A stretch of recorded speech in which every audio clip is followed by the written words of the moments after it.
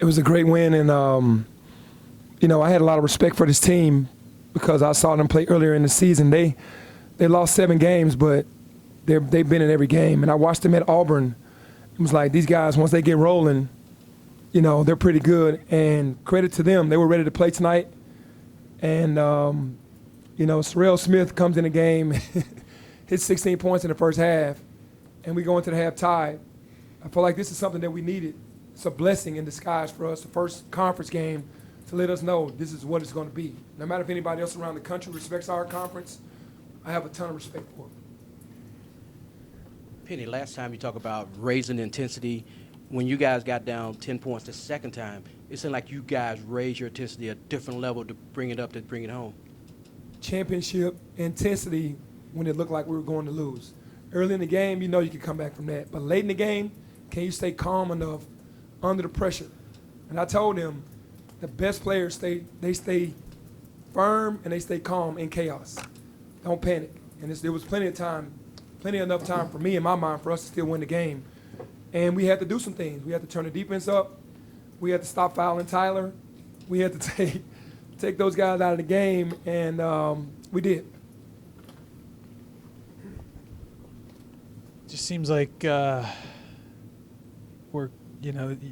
think you've seen everything from Kendrick Davis, and then he goes out and scores 14 points in the last 6 minutes or whatever it was, and comes up with 3 steals in like a 4-minute stretch. And I mean, just his ability to put the team on his back and get you guys over the hump. But it wasn't just him, but he was a big part of that closing stretch. Yeah, he's a closer, and that's the blessing of having him on your team. He's been doing this his entire career at SMU, and you always know that he has that type of run in him. I've been kind of holding him back a little bit to try to make him make plays, but when it gets winning time, you got to let him go, and that just shows to me that, he, once he gets going, I've seen it plenty of times playing against him, that he could get going like this, and it didn't surprise me at all that he did it because he puts the work in. Penny back here. I know with basketball teams, it's all about leadership and keeping the intensity and the team controlled. How is it having more than one leader on the floor, from Alo to Katie and also DeAndre, as you watch them keeping the team controlled and finally getting that final kick to get the win? Yeah, I think it's so important to have 2 point guards on the floor, which I used to do with Tyler and Alo on the floor. Now it's KD and Alo, and they start in the backcourt. And having 2 point guards has helped us tremendously. It's the reason why we have the record that we have, because you have 2 generals out on the floor, and then you add DeAndre to that. And there's 3 guys that really understand time and possession, the moment, and understanding that they've been there before, and then they usually work through all of the adversity. So, and it doesn't hurt that those guys are close, that they're really connected, so that makes it even better. Hey, Penny, back here. What's your take on the perimeter defense? And good job on the rebounds, but what's your take on the perimeter defense? Yeah, it's just sometimes the experience is the best teacher for these guys. They hear us talking. They're well prepared, Right. and they still go into the game, mentally not really ready to play still after all of that. And then you get into a situation where someone gets hot like Sorrell Smith did, and then you have a game. Then they get confidence, and you got to fight and scrap so hard. But I'm so proud that we do have championship defense in our DNA, that we can pull a game like this out, like we did tonight.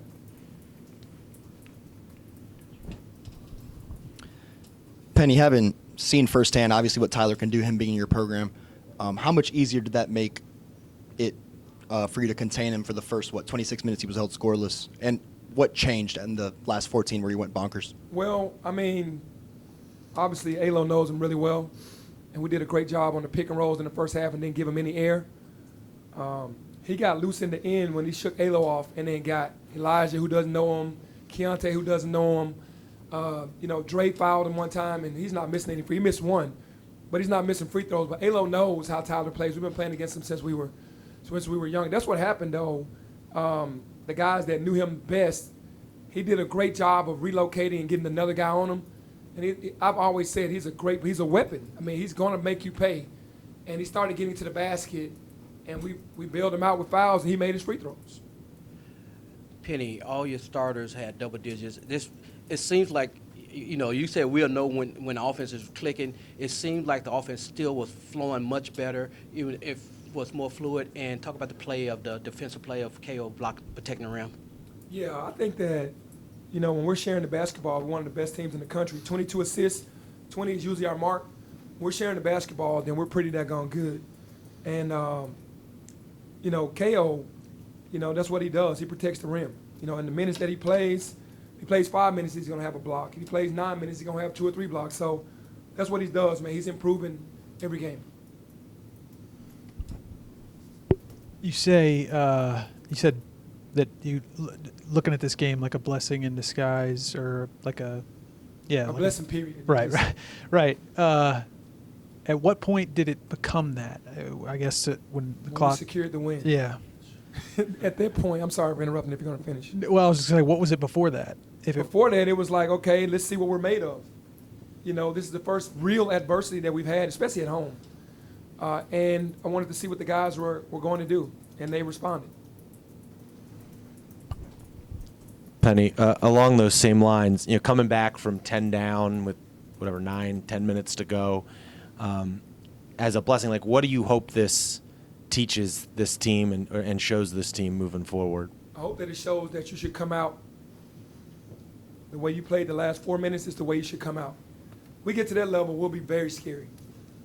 We'll be very scary if we can get to that level. I know it's hard for guys to come out and give that type of intensity and energy from the very beginning of the game, because it's unusual for guys to just come in. But that's what we preach every single day. So you can't wait till you get down. And this game is gonna help us as coaches remind them that that's the way we need to start the game.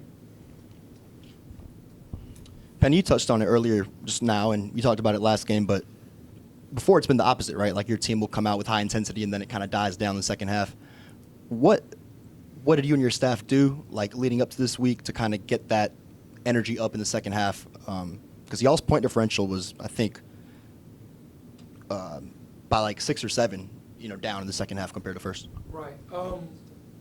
No excuses at all. Coming back from the Christmas break, a lot of guys had weather problems, car problems, and didn't really make it back the first day. So we didn't have the days that we really wanted.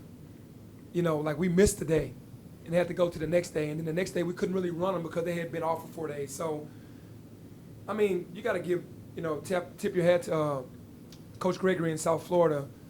But for me, we were going to be rusty because we just didn't get the normal work. Everybody went home for 4 days, came back and couldn't practice the day that we got back.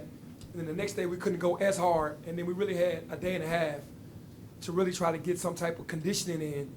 And it looked like it early. No excuses for how, South Florida just played great. But for us, I could just tell, man, it was almost like our team was overlooking this game, thinking that we could just turn it on.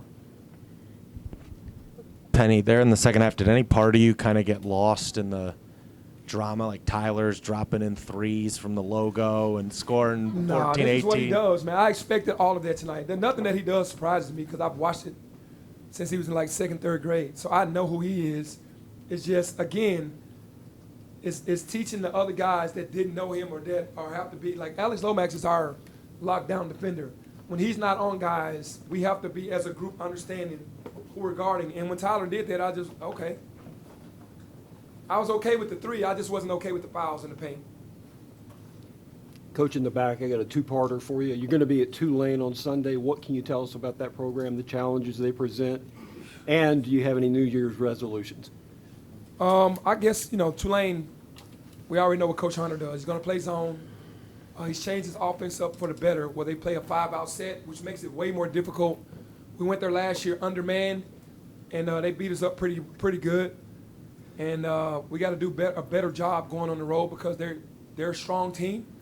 They're going to be one of the top teams in our conference. They return everybody. So going to be a tough game. And as far as the New Year's resolution, for me, I haven't really made one yet, to be very honest with you. It's got a couple days left in 2022. So I think as it gets deeper, because I really want to think deeply about it, this time around. I know everybody wants to get better. You can always get better, but I really just haven't thought of one yet. You're serious about this. I am. 2 more. A couple of quick ones. The injury situation. Jaden sat out tonight. You expect to have him back Sunday? Or? Yeah, we're hoping to have him back Sunday. We had to, be very cautious with that injury that he has because he'll re-injure that and be out longer. So we're going to make sure that he's able to, be full speed before he comes back.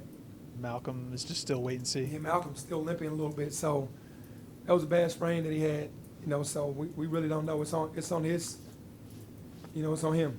And then a second ago you said that this is sort of a lesson that you can't just show up and just win, expect to win. So what does it tell you that even though what does it mean about this team that even though they might have had that sort of air that you still won by 7? Yeah, I think it just shows again that we can come together during any time of the game and look like a really well-coached, hard-playing, efficient team on both ends of the floor because we showed that. Nothing surprised me about it because when we've been in practices, we've shown that it's just not consistent enough. In games in Orlando, we showed it, just not consistent enough. I have 2, if it's okay, Penny. One is, you may have answered this already, but Katie's 3 and then the steal, he's a killer. I mean, what's your thought about those He was plays? getting down during the game, and that's exactly what I told him. I was like, man, never forget you're a killer. You just that's what you do. You've been doing this forever. Don't forget that. And he came to life. But again, we've seen that plenty of times before. And the steal is something that we've been working on him with, is being the next guy in the rotation. And he was there perfectly. He was looking for his moment, and it came. And then finally, how do you think Tyler will be remembered here? Tyler's loved by everybody in the city. They know what he's done to be that height and to have as many points as he scored and be as tough as he is. And, he's a love player. That's how he should be viewed in the city of Memphis. They gave him an ovation that made me feel good, to be very honest with you, because they showed the respect to him that he deserves.